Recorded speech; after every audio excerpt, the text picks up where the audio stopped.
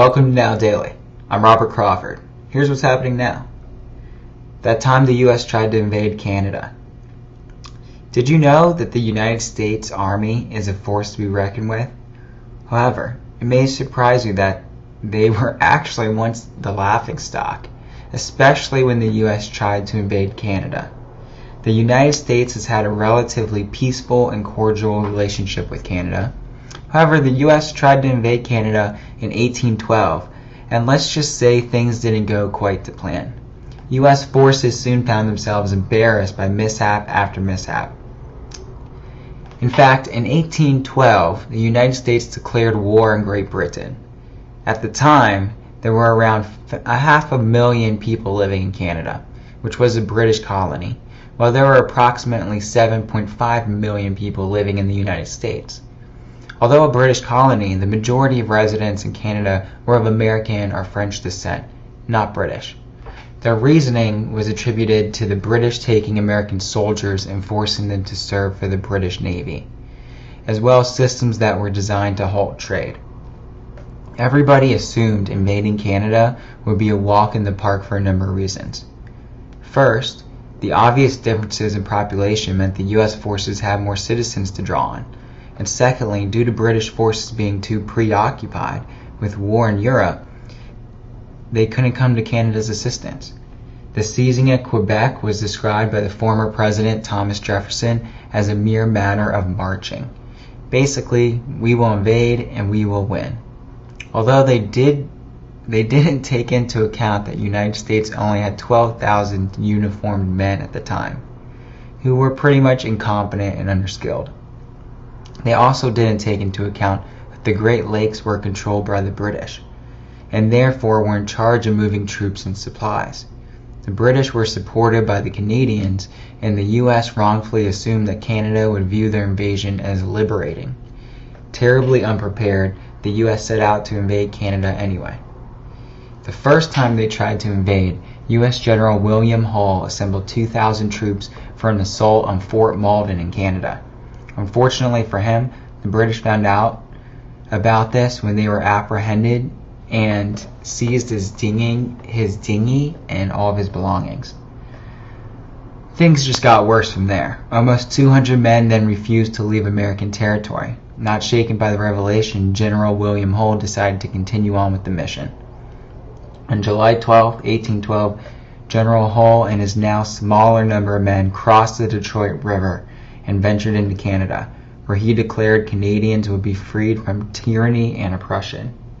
After managing to briefly lay siege to Fort Malden, U.S. troops had to hastily withdraw after their supply chain was intercepted. They were then chased back across the Detroit River and into the United States by British commander Isaac Brock and all of his men. British forces then commenced cannon fire at Fort Detroit.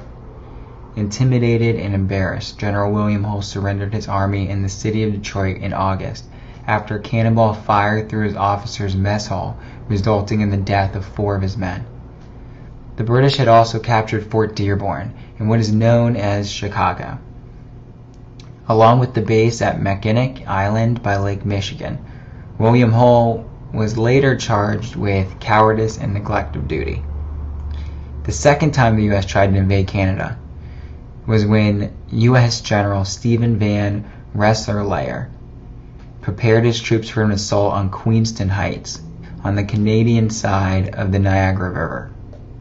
Continuing their bad luck, their plans were delayed by several days after an officer went missing with all of their oars.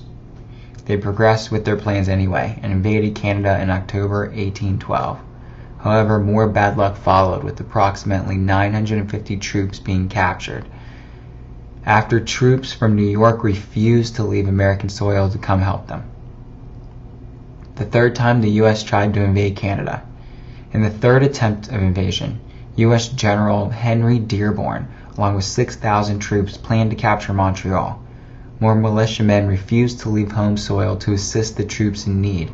U.S. troops also accidentally started firing up on each other in the dark, which resulted in them retreating without ever actually stepping foot onto Canadian soil. Soon after, the U.S. and the British both signed the Treaty of Ghent, which returned British-controlled lands back to the United States, and the American-controlled lands of Upper Canada back to the British. After this was signed, the U.S. forces regrouped. In 1813, with a stronger Navy and Army and more skilled military commanders, U.S. forces obliterated the British fleet on Lake Erie, reclaimed Detroit, took over Fort George near Niagara River, and won the Battle of Thames. They also managed to seize York, now known as Toronto, and burn government buildings to the ground. The fourth time the U.S. tried to invade Canada.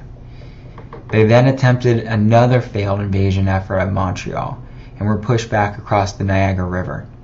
With more British troops freed up from wars in Europe winding down, the Americans soon found themselves outnumbered again. The U.S. forces did manage a few important victories at New Orleans, Lake Champlain, and Baltimore. But after evacuating and blowing up Fort Erie in 1814, U.S. forces left for good. A peace treaty followed the violence, outlining that all land seized on either side would be returned to the rightful nation. A grand reconciliation ball was even held to solidify an alliance.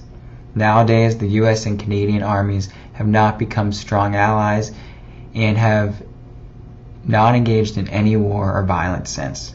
So for now, Canada is not part of the United States yet, but it may be in the future.